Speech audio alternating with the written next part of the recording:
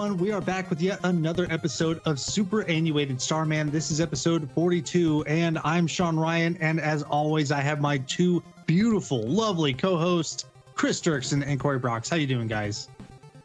I'm always good. Buongiorno, citizen. I have a question for you guys. How long ago do you think we covered Teenage Mutant Ninja Turtles, Turtles in Time? I don't know, like last week or something. Was it 2 years ago? Holy crap, yeah, it was. It was 2 years ago on January 30th of 2022. So we've been raging about who is the best turtle smokes. for 2 years. So, Well, and according to this game, it's Donatello. well, No. in every game it's Donatello, but in What? reality, it's Leonardo. Wait. Why does this game determine it's Donatello? Isn't that He's know? always the strongest. Not in this game. Wait, we're talking about. Wait, which game are we playing? Number 2, Turtles The- 2 for the The arcade. arcade game. Yeah, they're all the same. They're all the exact same. Donatello's got the stick, makes him swing. But they don't have any extra reach. They are By the way, definitely not Michelangelo is the best turtle, just to clarify. in the game, Wait. or your opinion. That's factual. Ooh, yeah, no. So we'll get into it a little bit more later, but when it comes to the balancing for each turtle, each one is slightly different with their attack speed, and then their range. Wait, what? Seriously? Yeah, look at you. You don't even And do anything, and you're just spouting off this Ninja nonsense about Turtles 2, the arcade game for the NES. They Correct. actually have different stats. Yes, and there are some differences between the arcade and the NES that I'm going to get into in a little bit when we start discussing the history behind the game. And I'm pretty excited to get into it. So let's take our first music break. And when we come back, I'm going to go over the history of this amazing game. Enjoy.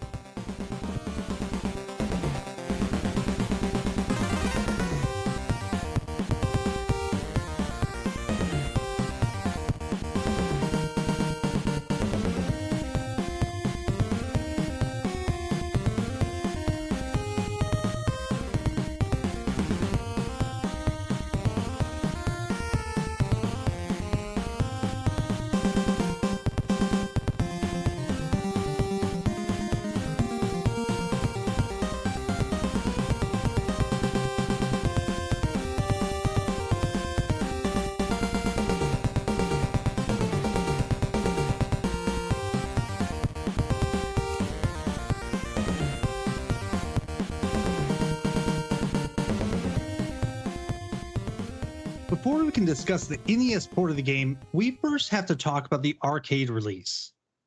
Developed and published by Konami, Teenage Mutant Ninja Turtles came onto the arcade scene in October of 1989 in both North America and Europe, and then the following year in June of 1990 in Japan, under the name TMNT Super Kami Ninja, aka Super Turtle Ninja. Not very exciting, but I wanted to add in that translation. It's But a more wild interesting, name. even more interestingly, in the UK and several other European nations, the game was called Teenage Mutant Hero Turtles. Konami acquired the license for TMNT and began development for both the arcade game and the NES port sometime in 1987 or 88. It's very unclear of when exactly they began, but leadership for each version was handed to a different person. You had Kei Takabayashi, I'm probably mispronouncing that horribly. He was chosen as director for the arcade port, and H. Toyota directing the NES port, with Hideki Oyama as the overall director. And a bit of side trivia, Oyama was not in a leadership role for Turtles in Time, likely because he was the director for the 1992 X-Men arcade game, and there was some overlap in development. The X-Men arcade game was so good. Mm-hmm. Oh, I have some memory seared into my brain about that. Can we we play just that? find Can we 3 do that one? people and play like the 6-person arcade? I have only seen the 6-person arcade once. Really? I've seen it like half a dozen times. It's a lot Man. rarer than the 4-person. Ooh, for sure. I mean, just the expense of putting that together is probably insane. But when it comes to this arcade unit, with 4 Ninja Turtles to choose from, Konami set out to create a mostly side-scrolling co-op beat-em-up with 4 dedicated stations across the control panel, one for each turtle. Going from left to right, we have Leonardo, Michelangelo, Donatello, and Raphael, each with a joystick and buttons colored to match the character. However, oddly enough, Michelangelo's color scheme is yellow and not orange, although his in-game sprite has his iconic orange bandana.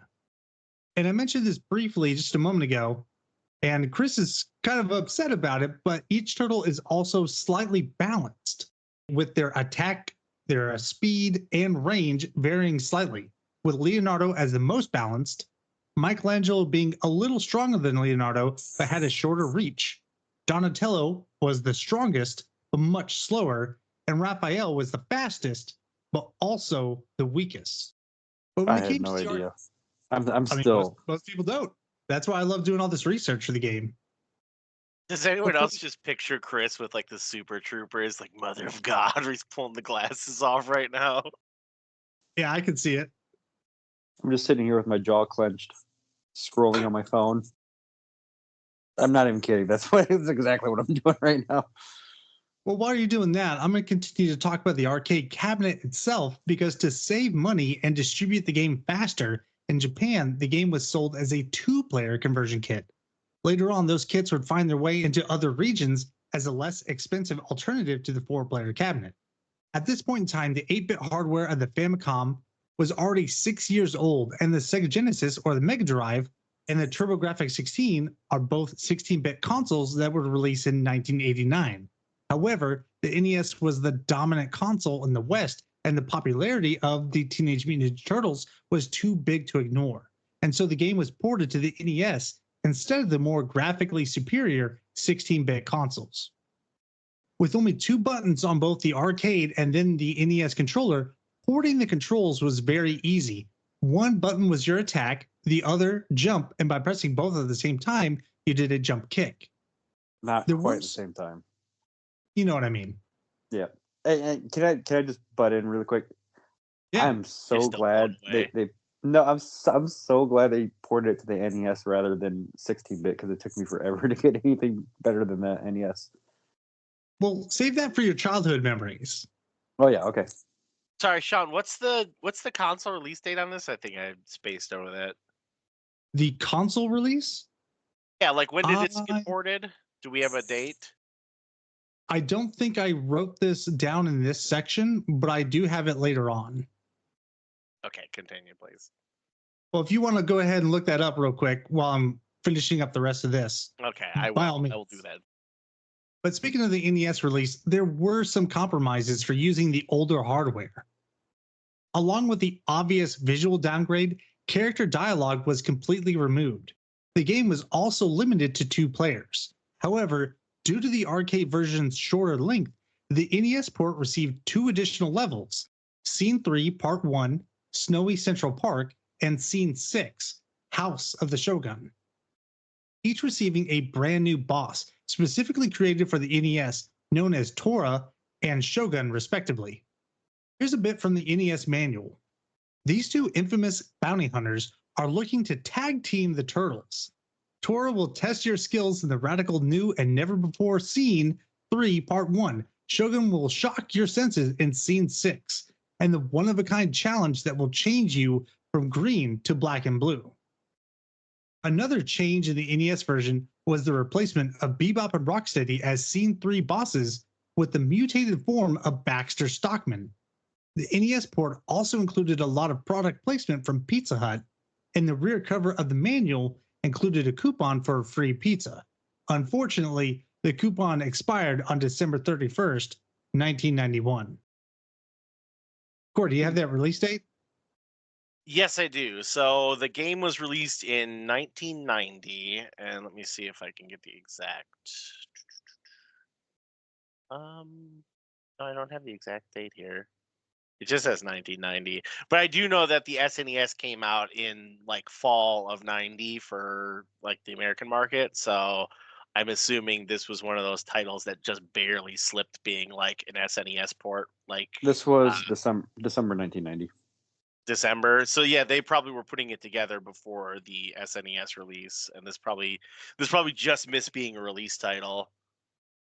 Well, there were a lot of games that came out on the NES well into the Super Nintendo's life cycle, including Mega Man 6. That was well into it. And Kirby. And Kirby. That's a big one. But continuing to talk about the Turtles, to no one's surprise, the game was a commercial success. Unable to keep up with demand, manufacturing of the arcade cabinet was outsourced to Dynamo Core, a US-based company, to assist with production. In March of 1990, the original Teenage Mutant Ninja Turtles film released in theaters, creating yet another wave of earnings for Konami and further increasing demand. By April of 1990, over 20,000 cabinets had been sold outside of Japan, 14,000 of which were sold in the US. By May, the game had sold 25,000 cabinets in America and Europe, with more units in production. Following the success of the arcade and NES games, several home computer ports were released for the ZX Spectrum, the Amstrad, and Amiga, and other computers, with the title being changed to Teenage Mutant Hero Turtles, the coin-op in Europe. Although we didn't get another arcade release to continue to capitalize on the Turtles craze after Turtles in Time, we did get a third TMNT installment on the NES, which began after production of this arcade port, called Teenage Mutant Ninja Turtles 3: The Manhattan Project, which is an amazing game. Absolutely, I'd love to. Dude, why does this game have like 5 titles, by the way? International releases. Seems a little absurd. And also, I mean, it's completely unrelated to the first Ninja Turtles game that was released on the NES, but it was the first arcade game. No, I get but Sean listed like at least 4 titles, I think. It just seems a little excessive. Yeah. I remember as a kid being confused. Some people call it Ninja Turtles 2, and some people call it the arcade game. And I'd be like, wait, which one's which? But then if you're like in Europe, it's Teenage Mutant Ninja Hero Fire Laser 6. Well, I don't think it helped that first Turtles game had nothing to do with the cartoon, had really nothing to do with anything else. It wasn't until this was released in the arcade that we got this amazing port for the NES. Yes, I said amazing. I think it's great. Yes. But I mean, the first game, that was tied in directly to the comics, though, wasn't it? Not the cartoon, but the actual comics.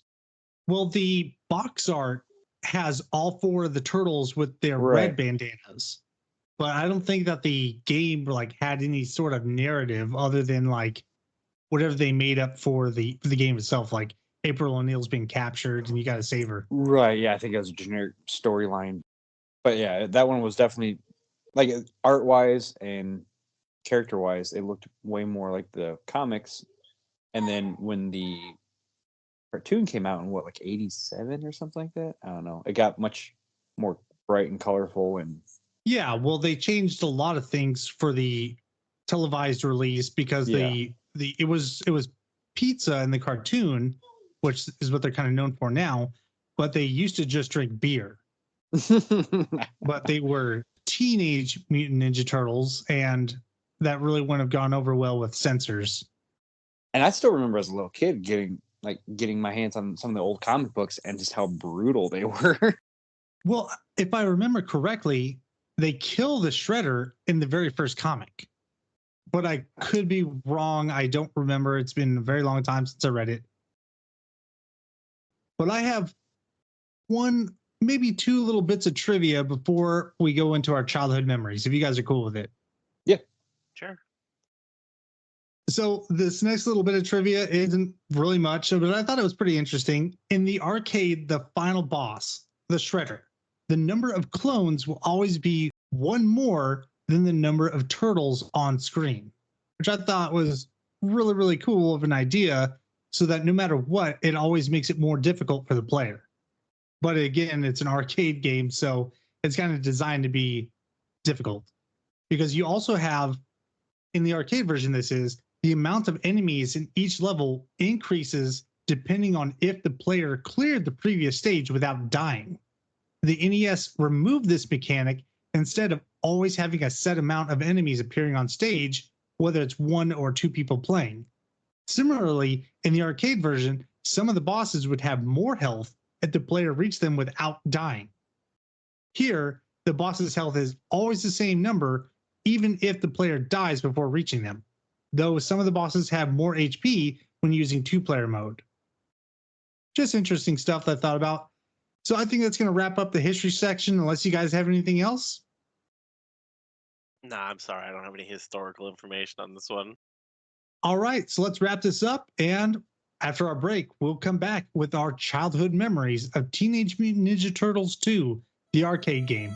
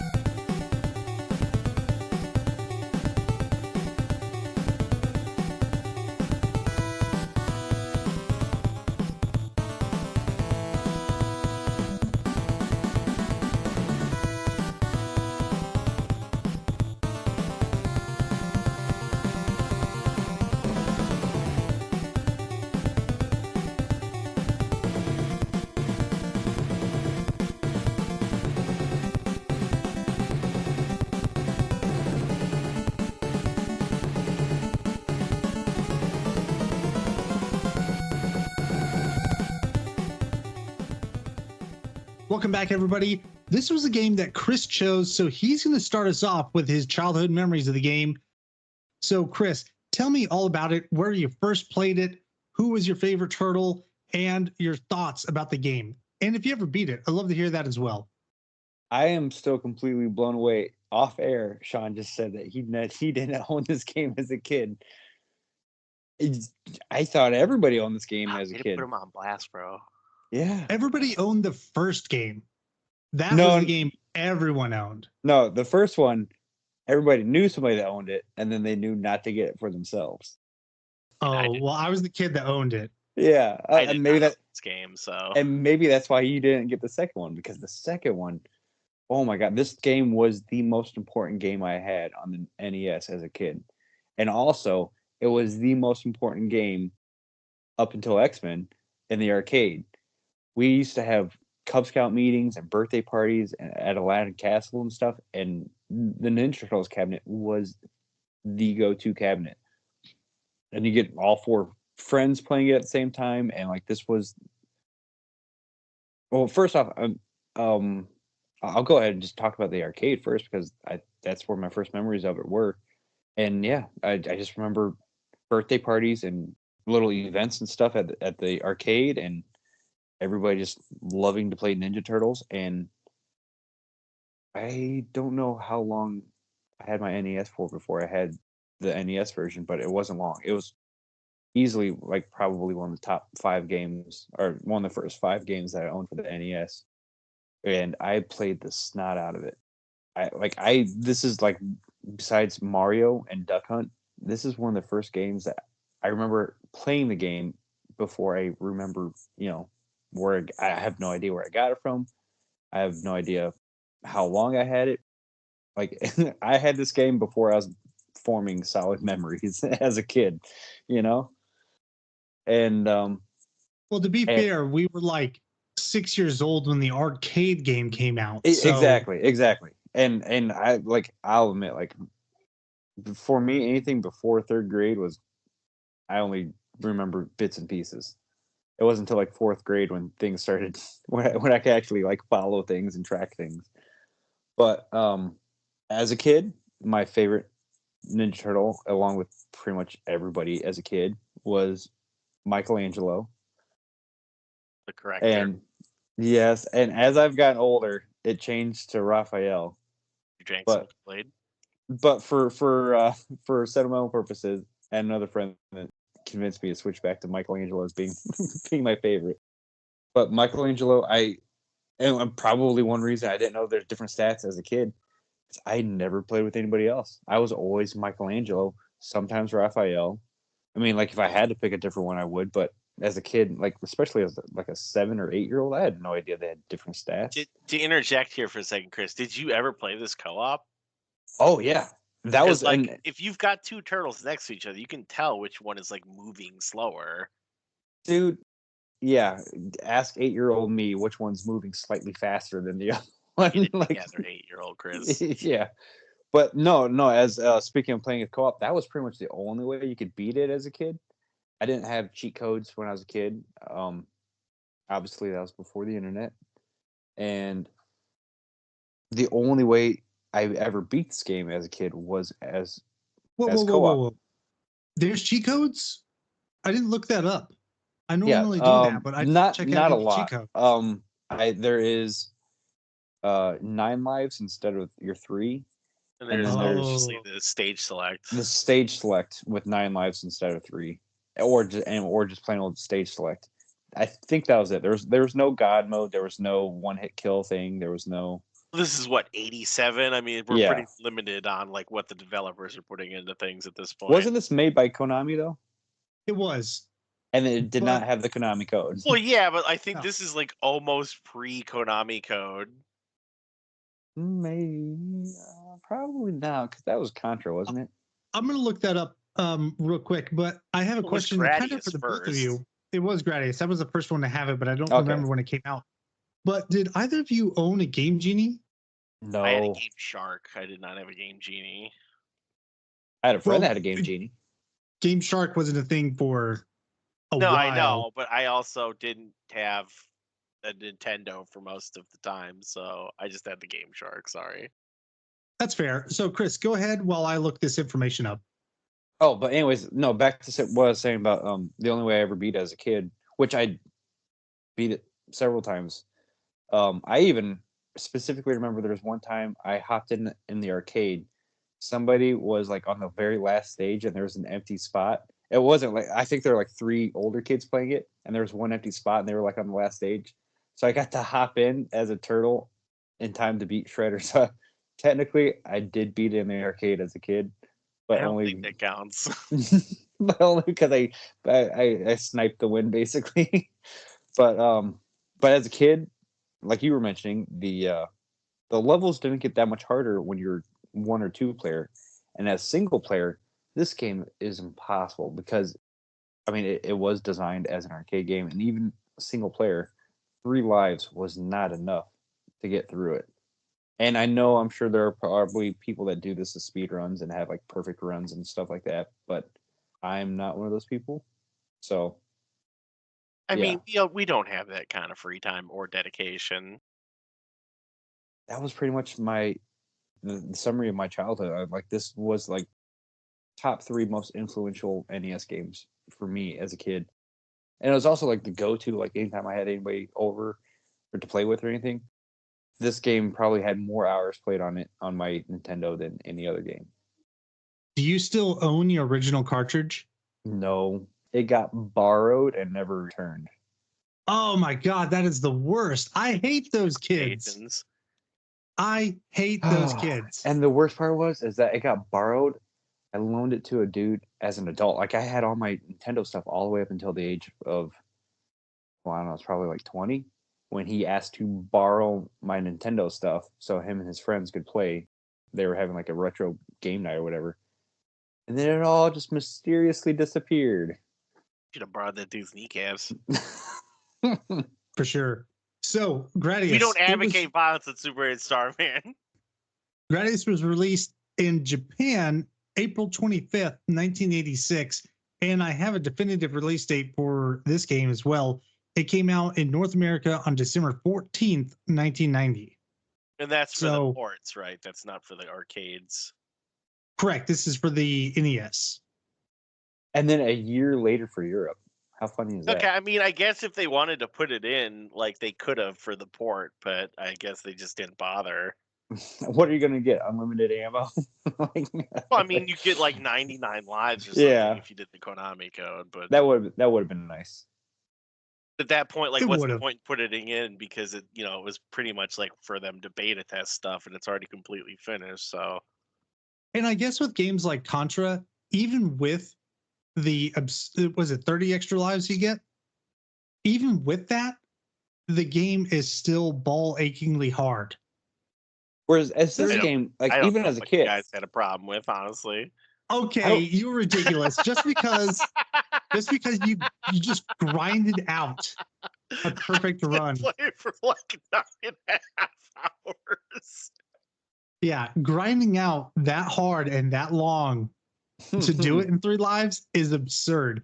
I have so much respect for you, but that is I just had nothing else outrageous. going on that week, really. No one should do that. No, no one should. So, Chris, if you're done, I'm going to jump in. And we already talked about it a little bit, but I did not own this game on the NES. This was just another rental for me, although I did own the third one. And that game was really, really special to me because I didn't get my Super Nintendo until later on, like I mentioned a million times before. And so I played a ton of the Manhattan Project. But when it comes to this game, even in the arcade, I only played it at the local arcades and not very often. But one thing I do remember is, and like I said, Chris and I were like 6 years old at this time. I remember thinking that the flames in the apartment looked realistic. Yeah, Obviously, they don't. They are just it looked pixel art, but so. it's really good. And to be fair though, like when we were kids, the other games in the arcade, like I don't even remember any other games in the arcade. But the colors were so bright and so clear, and like Yes. it went along with the cartoon so well. And yeah, that first level with Yes. the fire on the bottom, and just that constant, the constant flaming animation, it just sucked you right in. Like it was a beautiful arcade game. And that kind of leads me to my next point here is that I did own the original Teenage Mutant Ninja Turtle game on the NES. And even though I loved it because it was the Turtles and there wasn't any other turtle options at the time, it was hard and that didn't make it very fun, but it didn't look like the cartoon like the arcade Mm-mm. did. The arcade really leaned into the capabilities of that system and it made it even feel like the cartoon, especially with the voice acting that you heard as well. Even though it wasn't very much, it's just a little touch that really adds so much to the experience. Oh, and we should mention like all the cutscenes, like all the artwork and everything was directly reflecting of the cartoon and not of the comic. Yes, absolutely. And when I did get to play the NES version, I loved it. I was a little disappointed with the graphical downgrade, even as a Mm-hmm. kid, because the comparison is just so extreme. And I didn't really understand why it couldn't be one for one, but it was still fun. And it was still one of those games that I did play with my younger brother, 2 player. And we got pretty far, but we never had it for long enough to beat it. And I didn't know there was any cheat codes, which really sucks because the one thing I did not do when researching all this that I normally do is I go through and try to find out which guide in Nintendo Power talked about these specific games. I didn't do that this time because I had a lot of other stuff going on, but I really wish I would have because I probably own the Nintendo Power that had any information about this game if there was one. I'm sure there was, but I don't know definitively. But I really, really, really wish I'd beaten this as a kid because it is such a good game. And even jumping in at the last second and beating the game on the arcade, Chris, I stand with you. You beat the arcade game. I don't care what Cory says. If you Thank saw the you. credits roll and you threw a quarter in, you beat the Mm-hmm. game. I mean, and to be fair, it's not like that was the only time I ever played the arcade game. I had collectively I've spent a lot of allowances in the arcade game and played it through a lot of the levels. Just not. You remember what it was like being 6 or 7 or 8 in an arcade? Like you didn't have the time to stand there for half an hour playing one game, just popping in quarter after quarter. Like your parents would have been like, nope. Oh, for sure. They would have noped right out of there after 20 minutes. So that's going to be it for me. Cory, what about you? What are some of your experiences with this game? My I know. experiences are vague and ethereal. I so when I turn this on, uh, I immediately recognize the art style. I recognize the game. I certainly played this several times in my life, whether it was at my cousin's or my uncle's, or if this was like a late edition rental. I have absolutely no memory of it. I also did not own this title. As you know, from my experience many times, we had a Genesis household. We did have a Nintendo at some point. It was kind of sold off like very early in my youth. And then we finally got a Super Nintendo, like probably by the time I was pushing high school. So I don't have too much memory of like playing this at my house, but I've definitely played it several times. I've definitely played it in the arcade as well. This is a title that sticks out. I can see the cabinet like in my mind's eye, but I recall this is just kind of being another one of those like beat 'em ups that you would see all the time. This was kind of a staple at most arcade places you went to, like especially if you went to like a Chuck E. Cheese or similar establishment. I can definitely see that being there. Oh yeah, I this arcade was everywhere. Yeah, it was a Movie pretty popular theaters. title. Like Sean was Yeah. saying, they had manufacturing issues. It was so widely sold. But I for the life of me I could not tell you where I played it other than just out and about around town. I certainly never beat it as a child. So that's one thing that Chris has got going that I don't have for this one. But I recall it was being fun. This is not one of my favorites by any stretch of the imagination, and we can get into that in like the modern playthroughs. But this was nothing that stuck out to me as a kid. I'll say that much. That is so wild to me because it was just, in my opinion, such a great port of the game. Yeah, I mean Now, that's fine. And again, you guys have a few years on me as well, yeah, I so was gonna say, this. how often, like, also how much into Ninja Turtles were you as a kid? I mean, I love Ninja Turtles. I liked watching the cartoon growing up and everything else, and it was just it's a fun franchise. But when you say Ninja Turtles to me, my brain goes to Turtles in Time. So this is not Fair this is enough. not Yeah. my Ninja Turtles. You know what I'm saying? I mean, had our first game been Turtles in Time, we'd probably be like, what, Ninja Turtles on Nintendo? What? Like, Well, and Sean, you said that it's the first Turtles game where you have like the overworld where you select your stage that way. Isn't that correct? no, yeah, You that's the first one. you Yeah, don't select your stage so much as it you is move around the kind map. of a But Yeah, you move around like a yes. map before going Yes, in, it's right? Yeah. it's a top-down view where Right. you will So enter buildings or yeah, slide into sewer I holes. have way more memories of that than I do of this, and I know for sure my cousin had a copy of that.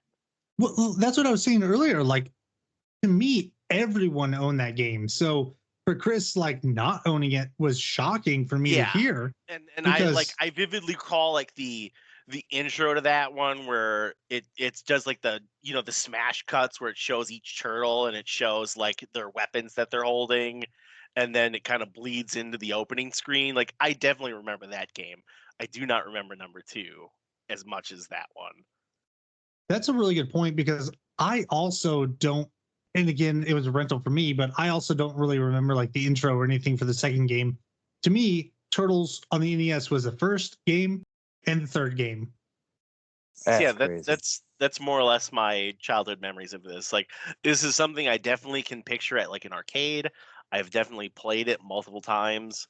I've never beaten it, and I could not tell you when and where my playtimes occurred. This like Chris was saying. This is something like you would go to like a birthday party, and it would be there, or you would go to like an amusement park or a family outing, and if there's an arcade, this title was most likely in that building. But this is not something that I am like super in love with or have like a lot of fond memories or familiarity with it. And that's totally fair. And we're going to talk a little bit more, like you said, about your playthrough today. And I know that you didn't really like it as much as some of us have, but I can't wait to hear about it. And Chris, if you don't have anything, I think we can move on to our next segment. What do you think? Let's do it. Okay, so with our childhood memories out there, we're going to take a quick break and come back. And when we do, we're going to discuss what it was like replaying Teenage Mutant Ninja Turtles 2, the arcade game, today.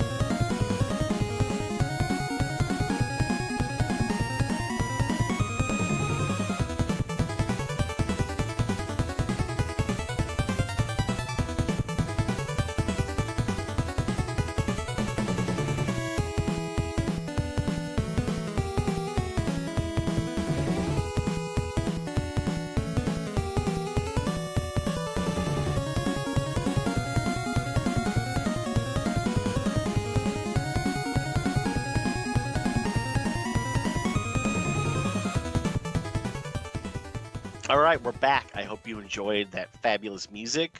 So we're talking about the modern day playthroughs now, and I guess I'm kicking it off here. Guys, listeners at home, didn't enjoy it. Really didn't have a great time with this one. Yeah, I know. Honestly, I just find it so lackluster. It just smacks of being very generic to me. If there were not Ninja Turtles in this game, I don't think you guys would have as high as opinion of it as you do. And I will say the art style is very good. Everything I played the arcade version, so let's get that out of the way. Um, Everything looks very clean. It ran fine, but it's just very repetitive. There is nothing exciting going on. We end up fighting the same kind of like Foot Clan dudes kind of over and over again. The bosses, in my opinion, are very generic. And this is, I think, 97 was the arcade version. So we're still very early on in the genre. But having played Turtles in Time and having played like Streets of Rage and everything else we've played on this show now and everything else I've played growing up, there's nothing particularly special about this game to me. I found it very boring. And a lot of the game can just be completed by like just jump kicking people in the face. Cory, I'd love to It's- interject here. I found it super interesting that you said that you didn't find it very compelling and it was just kind of I can't remember your exact words, but you said it was just repetitive. yeah. We played through Streets of Rage 2, which again, amazing game. I was blown away. I'd never played it before this show, but that game is wildly repetitive. The music is really, to me, what carries that game. But okay, so for Streets of Rage, for example, even in terms of enemy variants, you have probably 2 or 3 introductory enemies, and they do get reskinned quite a bit. But then as you play, you end up seeing more variety, and then they end up actually even recycling the bosses into like little mini enemies, which I think adds a like it adds a dynamic element. There's variety in the way you fight people. And Streets of Rage, for example, like you have your special attacks, you have ways to like grapple and combo and throw people. There's really not a lot going on in this game in comparison, in my opinion. Like Whoa. it's just a lot of like smacking people with a stick or jumping and kicking. But you didn't mention the different color foot soldiers. Yeah, okay, well that's what I mean. It's all just foot soldiers.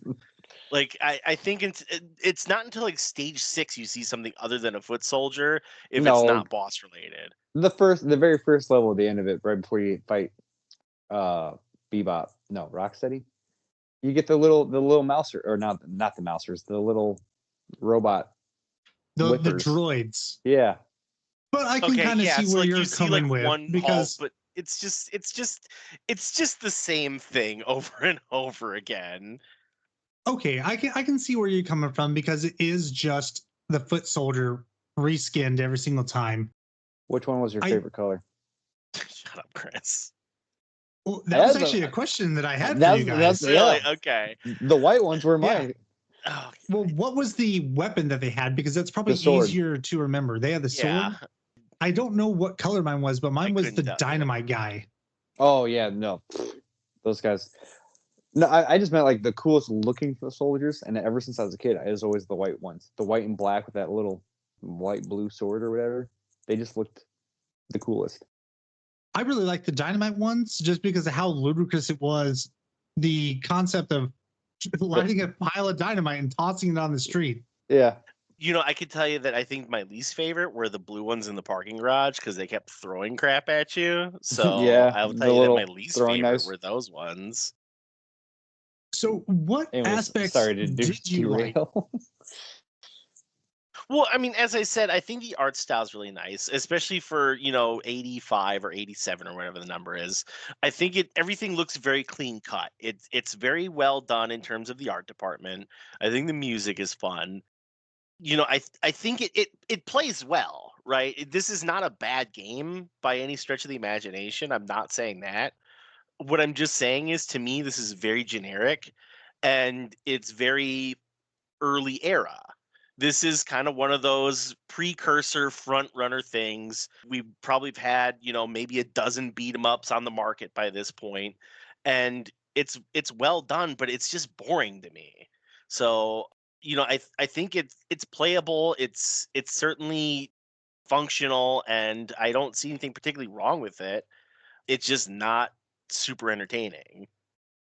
I have a question for you because it came out around the same time. Double Dragon for the NES was a 1997, a 1987 game as well, but this was developed by Techno. How, or actually, I should ask, did you ever play this game, and how do you feel about that in comparison to Ninja Turtles? Have I ever played Double Dragon the original? Yes. I've probably rented it at some point. I think, as I recall, it looked a lot worse in my mind. I think it looked very like blocky. Definitely. If memory serves, Yes. everybody was like Yeah, just a I little. think it looks like. Yeah, everybody was just a little Yes, square, completely. like scrub look. I'm gonna go look it up right now, actually. Double Dragon NES. Boop beep boop boop. Yeah, okay. So definitely everyone in this version just looks like a little square chibi animated guy, and they look like garbage. So in comparison, like Ninja Turtles looks great. And I think there was something that you said that really kind of resonated with me, and that was that if it wasn't a Ninja Turtle game, we probably wouldn't care as much as we do. And I'm kind of flipping back and forth on that because I was like, is that true? Do I really only I care don't about this know. game because it was Ninja Turtles? But then I look at Double Dragon, I'm like, I thought it was Exactly. fun at the time, but that kind of looks like crap. Like that's not. Yeah, It right. doesn't look good at all. And I mean, I don't know if we played Double Dragon today, would you have like the same feeling as you do with this? That's the thing. Well, I guess Oh. that's what we got to do next. I'm not playing Double Dragon. If How we're about playing Double Double Dragon Dragon, we're 2? playing Double Dragon and Battletoads because that's a good game. Yeah. We talked about that before, but anyway, Yeah, I own Battletoads episode.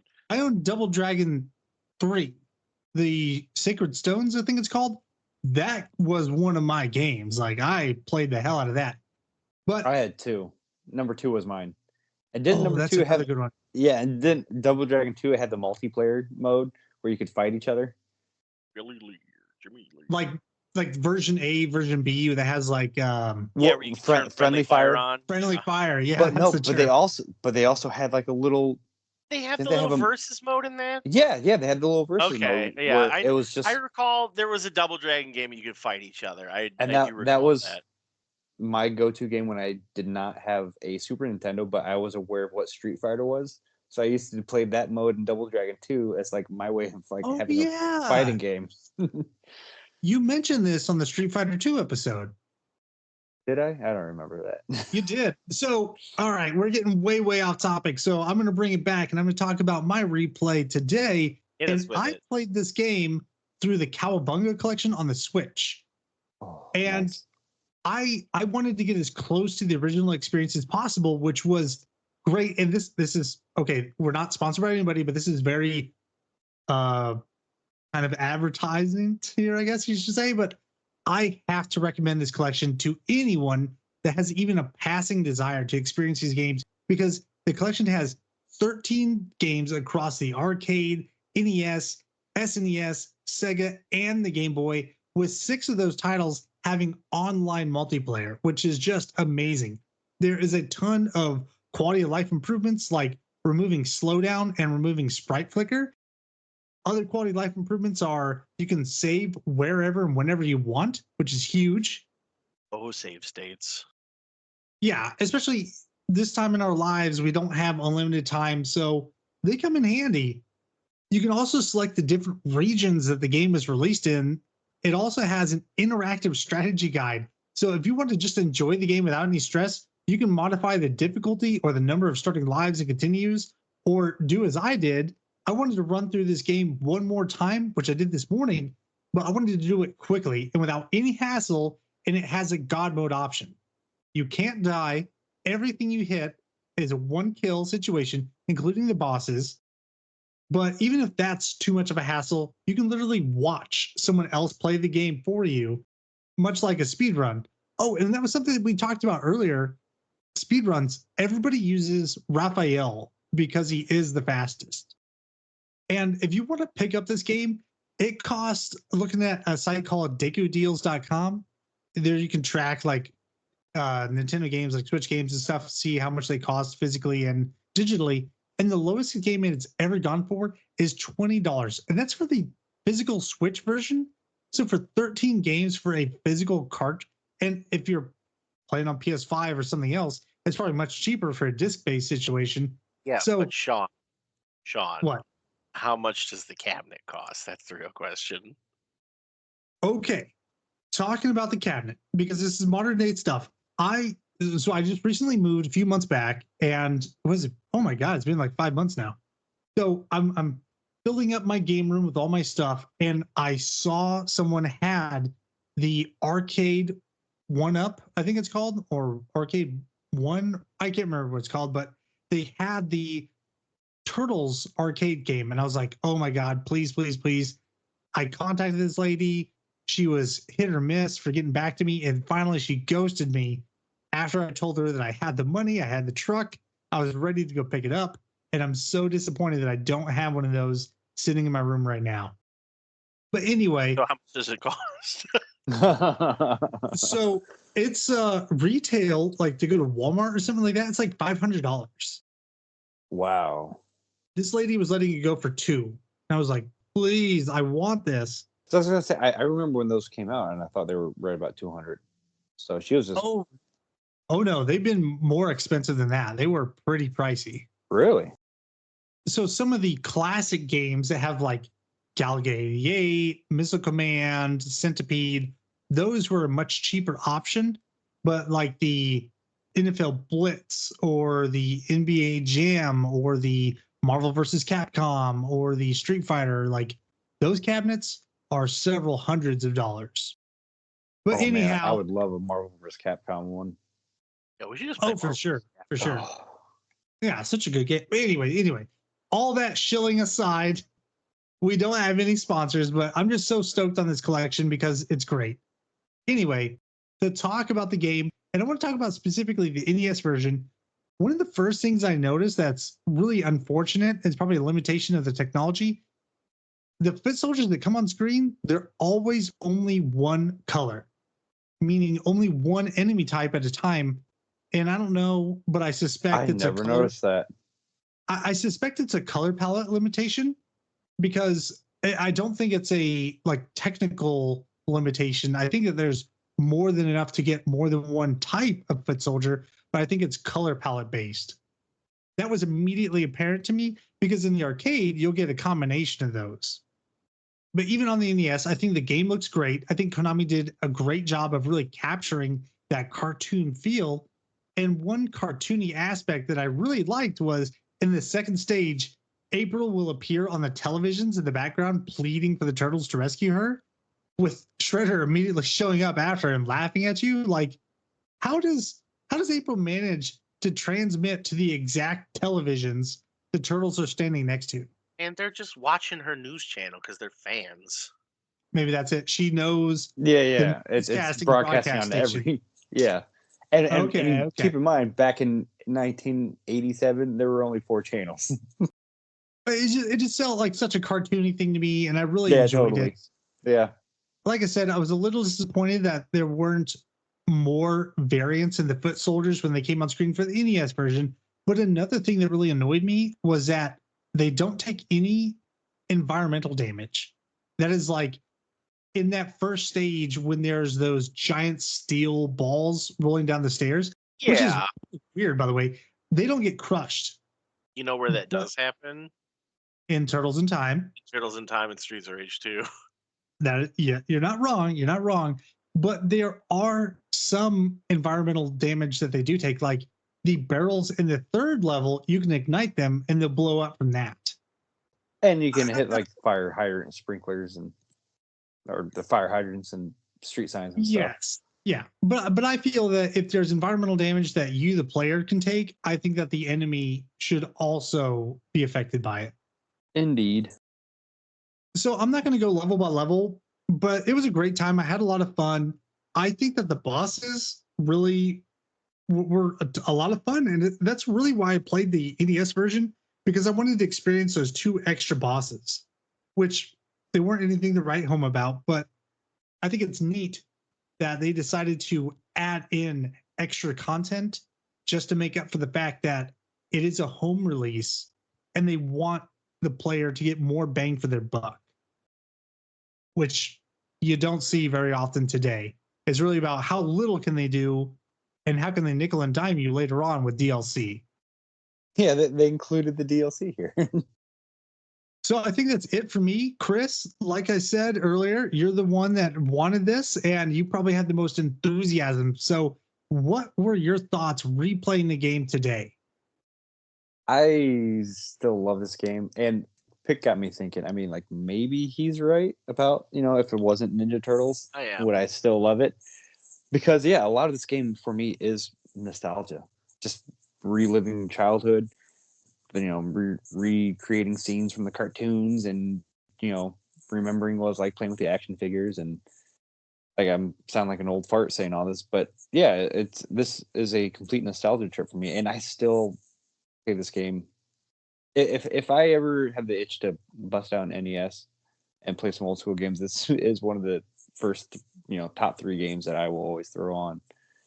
And yeah, I love replaying this game. I played the NES version this time, and because I don't actually have the arcade version. I would have loved to play the arcade version and seen those ramped up graphics and stuff.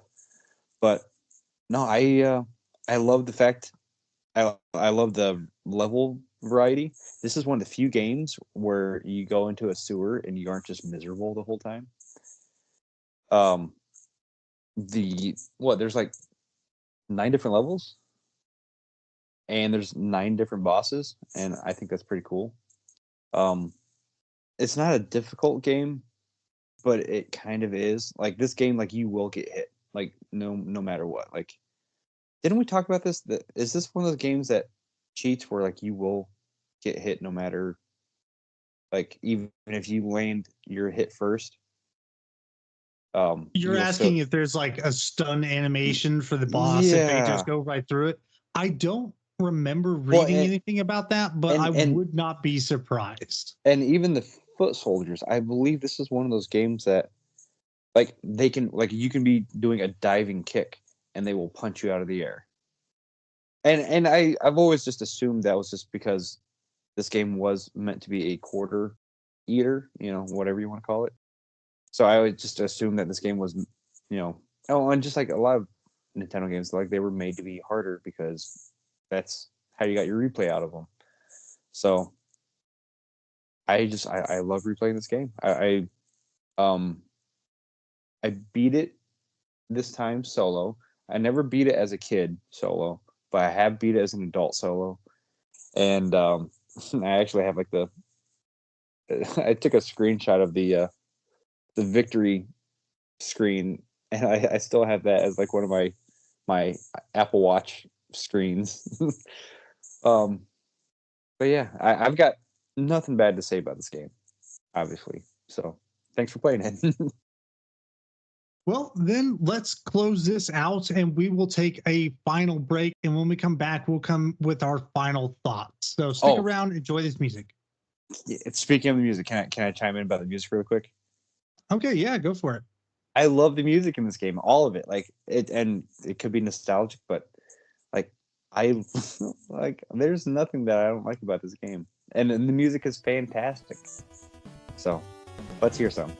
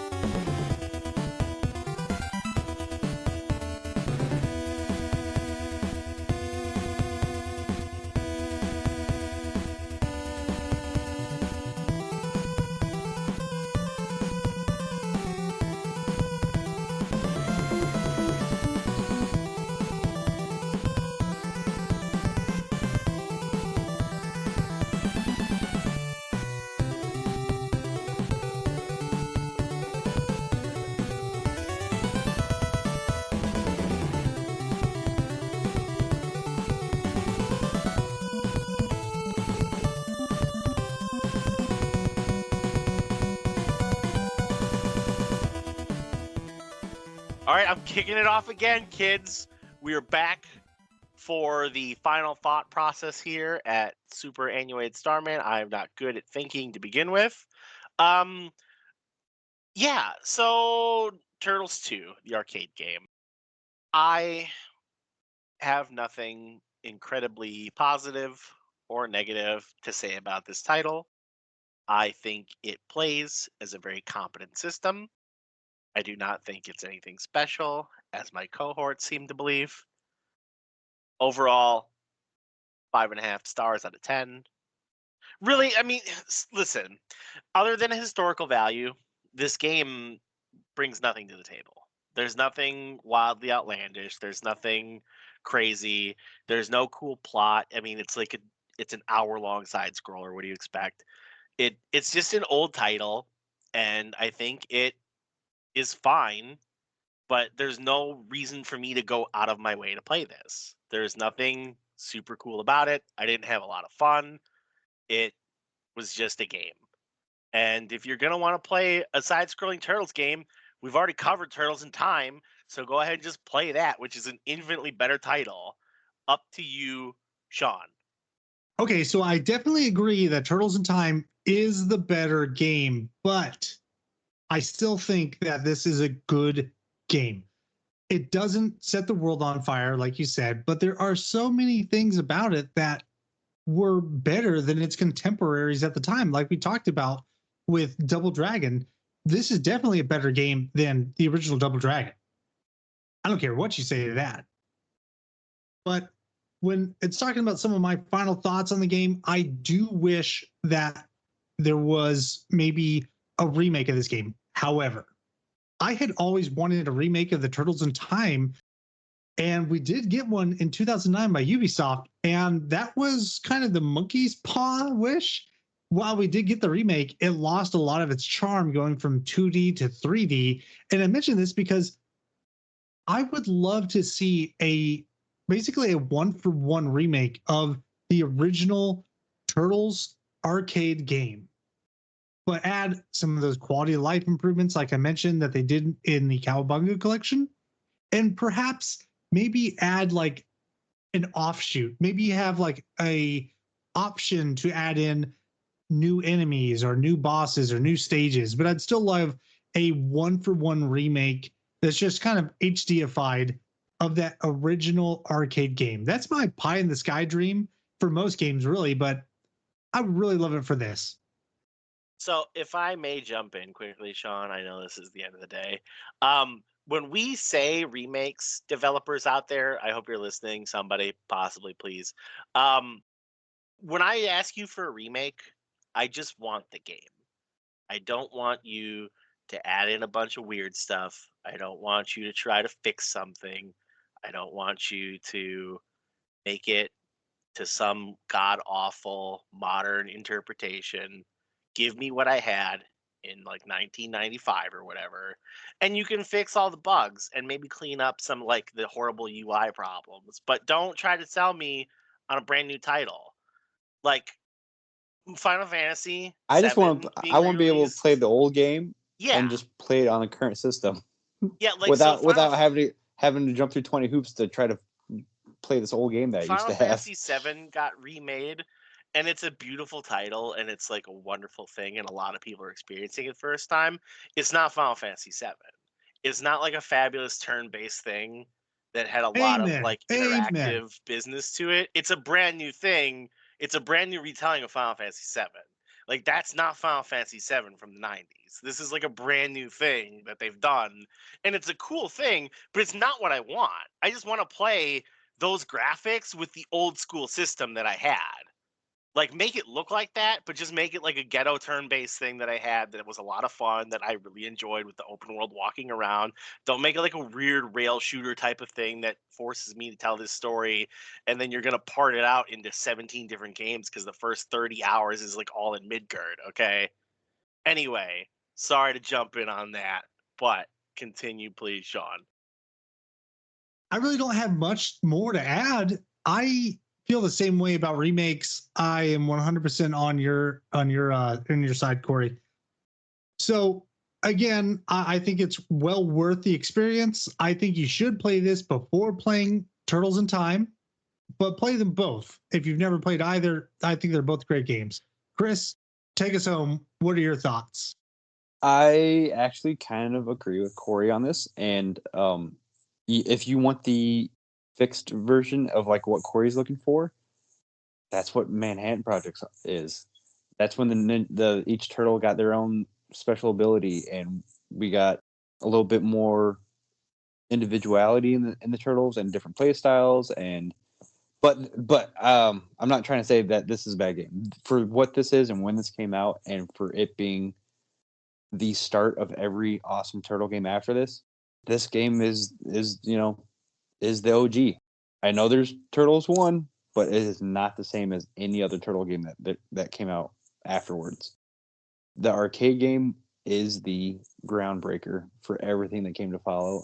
And if you have any nostalgia of being a kid in the 80s or early 90s and liking Ninja Turtles, please play this game. It's fantastic. The boss fights in my mind are still like iconic. Them starting to flash red and flash those different colors when they're starting to get low on health, and that's how you knew how much damage they were taking. Like that is will always be tied to Ninja Turtles for me. And yeah, I still love playing it and love playing with other people, and I appreciate you guys taking the time to do this episode and play it with me. So I just want to piggyback on what Chris said. I don't want you guys to think that I like thought this game was garbage. Like I said, it's perfectly functional. This to me is a very big parallel to Mario Kart. Remember when we did the original Mario Kart, guys, and we played through it? And like yeah, we all perfect. had Yeah, fabulous like memories of playing the original Mario Kart, like on the but you're not gonna Nintendo. tell somebody to start off in Yeah, the like you're first not going one. to tell someone to go play Mario Kart because Mario Kart, the original, sucks. Like if you're going to play Mario Kart and you want to play retro, like play the 64 version. That's my thought process with this game. Like it's perfectly functional. It's just not it's not fun to me. I think if anyone wants to play a retro title, play Turtles in Time. So I No, just no, wanted no. to throw That's that what I'm out. saying. Like, that's what I'm saying. Like, if you want to start one step after this and get past the very basic, go with Manhattan Project, which Yeah, like like if you're originally agree. if I you're yeah, agree. viewing this as like an art project or like a historical lens, it's fine. It's a perfectly functional title. It had its place in history. It's just not anything that I'm gonna write home about. which and originally I was proposing this episode to be a Ninja Turtles 2 versus Ninja Turtles 3 thing to compare them to. We don't But have that kind of patience. yeah, but oh man, I definitely want to cover Manhattan Project too. And I'm I sure have that we will in the future. But for now, we're going to close out this episode. And thank you both for taking the time to come and talk about this game. I loved it. Chris loved it.